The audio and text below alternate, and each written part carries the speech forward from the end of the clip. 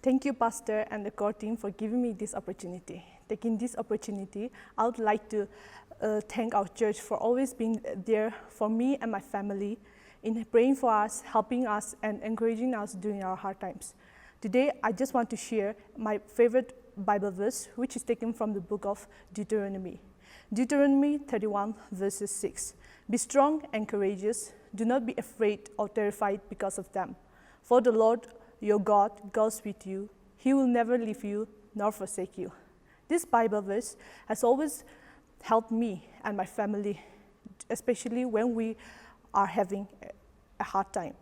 It kept me strong when I was faced with difficult situations and responsibilities. It has even helped me to overcome my fears. God has always been gracious to me. Even though I'm not good in praying, He gave me more than what I asked for. He has loved me for who I am. In Jeremiah 29, verses 11 to 14, it says, For I know the plans I have for you, declares the Lord, plans to prosper you and not to harm you, plans to give you hope and a future. Then you will call on me and come and pray to me, and I will listen to you. You will seek me and find me, and when you seek me with all your heart, I will be found by you, declares the Lord. Lastly, I believe that the problems that we face in our daily life will eventually help us to rise. Thank you. Hello everyone, I hope you're all doing good. The crisis of the pandemic seems to keep getting worse. We have just entered into another lockdown, and we can only hope that things will get better soon. We often say God is good all the time, and this is the kind of time when we really ask if God is truly good all the time, even in times of distress.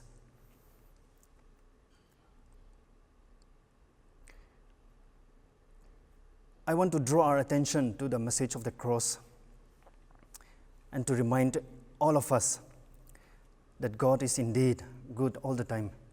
His grace and His mercies are new for us every day.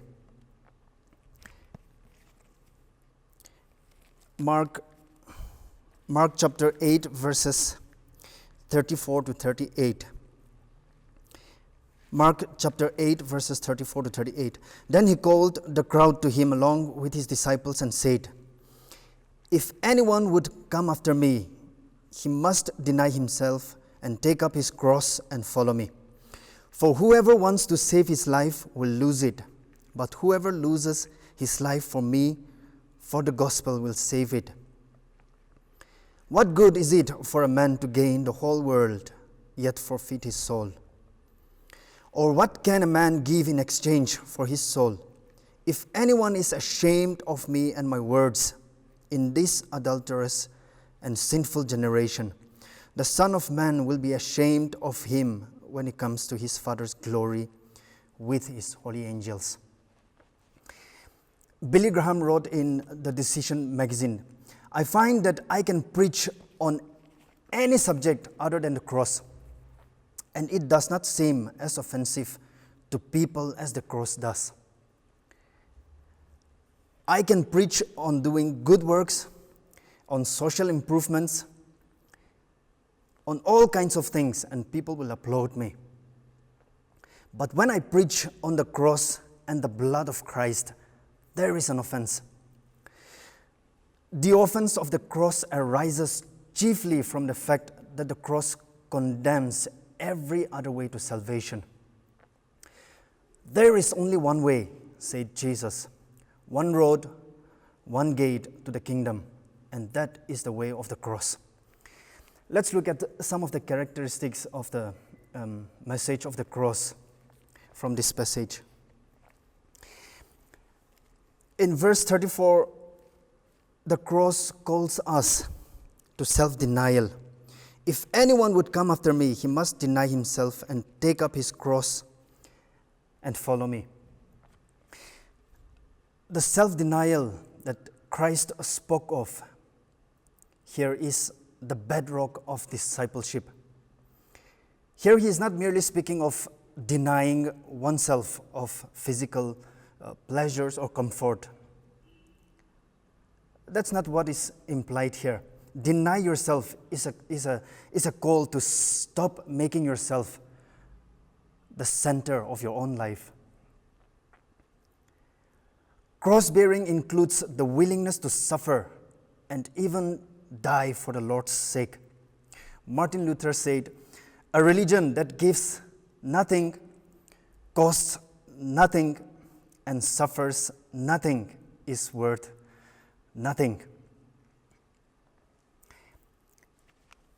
In verse 35, the cross calls us to understand the reality of eternity.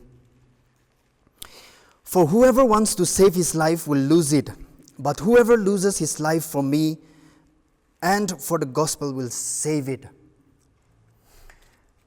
If we love our lives more than Christ, we do not have any hope of salvation. Save his life means refusing to live a life of self-denial.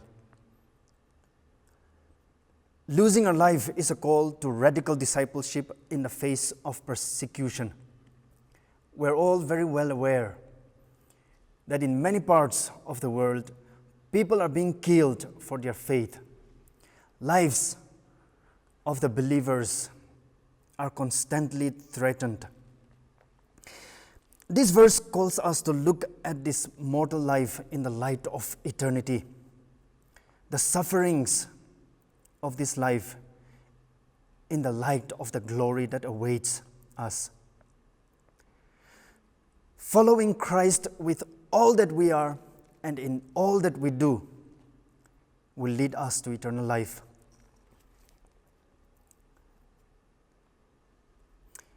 And in verses 36 and 37, the cross calls us to realize the value of our souls.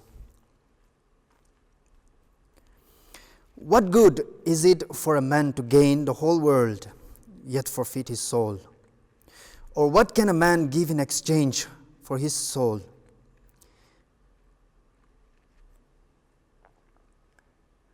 Here Jesus explains that our souls are of more value than the entire world. We live in a society in which, as someone said, we know the cost of everything without knowing the value of anything. The whole world could mean all the things that we could achieve or acquire in this life. And what could human beings achieve? What's the limit? The sky is no longer the limit. But what of that will remain if we are to lose our soul? Or if we are to lose our eternal life? Or what can a man give in exchange for his soul? In his book, Living Above the Level of Mediocrity, Charles Swindoll writes, "The world system is committed to at least 4 objectives, which I can summarize in 4 words: fortune, fame, power, and pleasure." First and foremost, fortune, money. The world system is driven by money. It feeds on materialism. Secondly, fame. That is another word for popularity. Fame is the longing to be known, to be somebody in someone's eyes. Third, this is power. And power is having influence, maintaining control over other individuals or groups or companies or whatever. It is the desire to manipulate and maneuver others to do something for your own benefit. And the fourth is pleasure. At its basic level, pleasure has to do with fulfilling one's sensual desires. It's the same mindset that's behind the slogan, if it feels good, do it. Are fortune, fame, power, and pleasure worth attempting to exchange your souls for?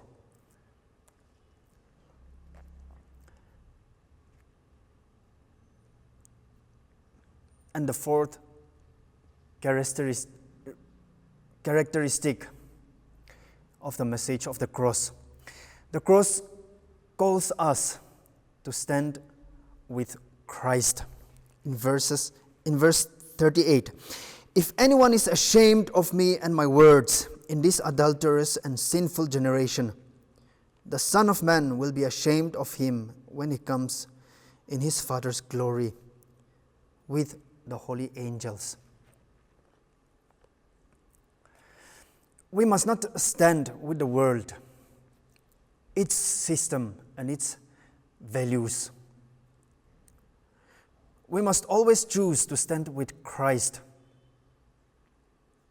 A person who is more concerned about fitting into the world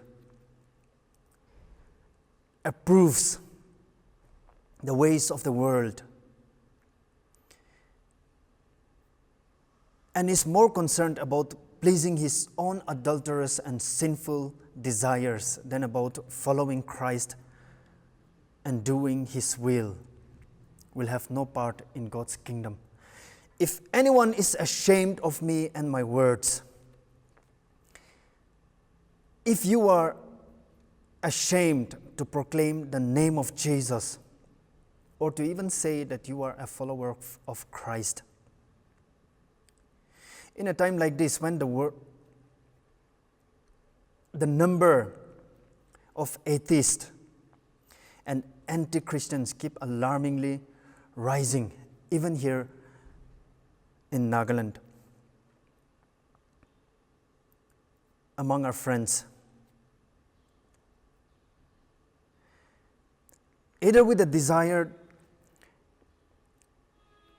denying or ashamed of him, either with the desire to stay relevant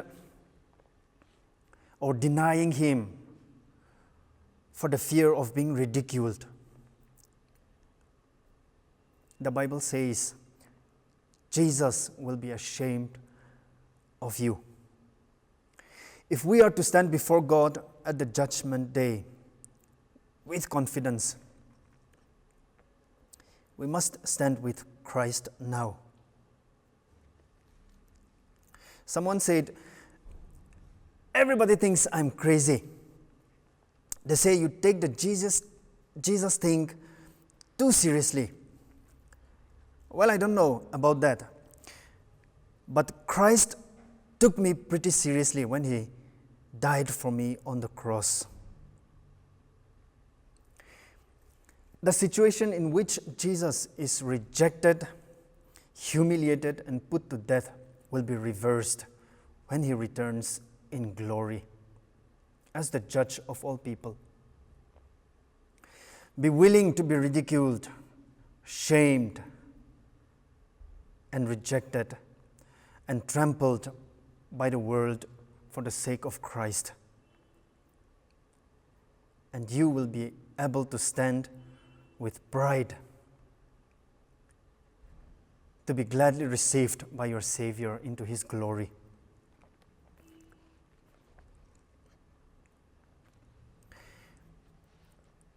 Take a moment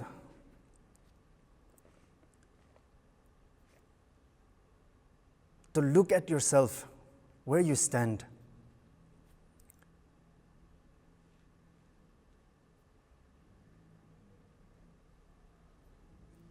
Do you think you are safe and secured in the shadow of the cross? Or do you think you have walked out of the shadow of the cross?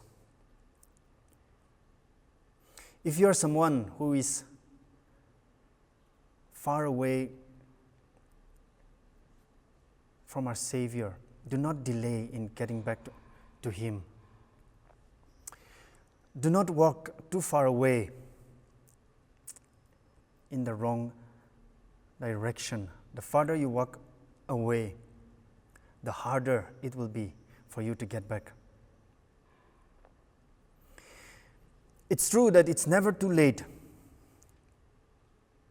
but it's also true that nobody is too young to die.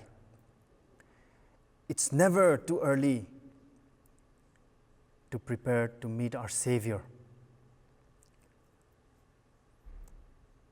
Why not surrender your life back to Christ today? Why not make a fresh commitment to continually live in the shadow of the cross?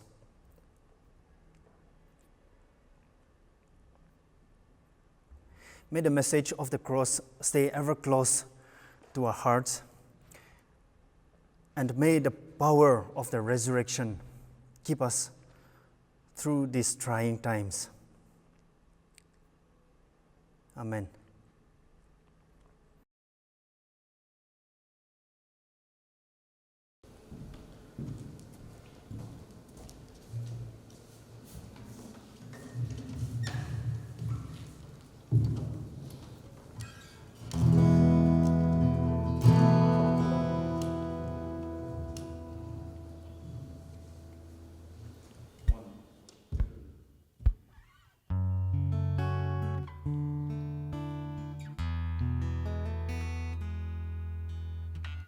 The grace of God has reached for me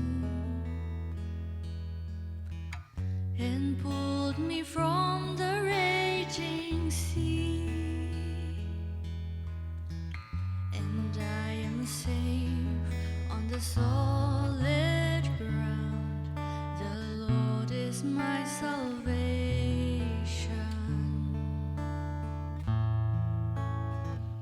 I will not fear when darkness falls. His strength will help me scale these walls. I'll see the dawn of the rising sun. The Lord is my salvation.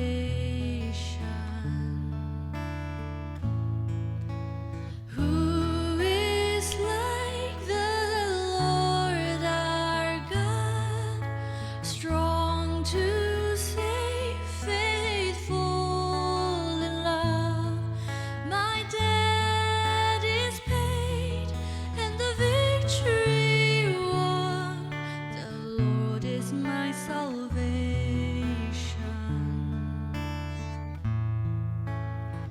My hope is hidden in the Lord.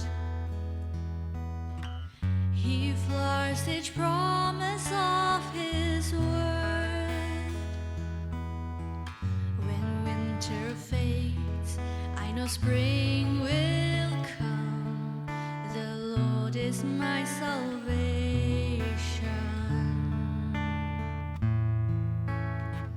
In times of waiting, times of need, when I know loss, when I am weak, I know His grace will renew these days. The Lord is my salvation.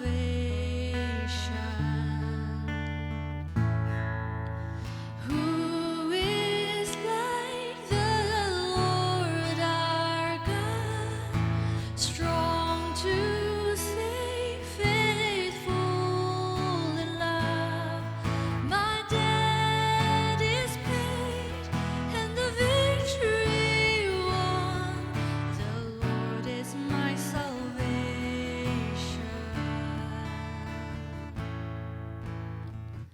And when I reach my final day, He will not leave me in the grave.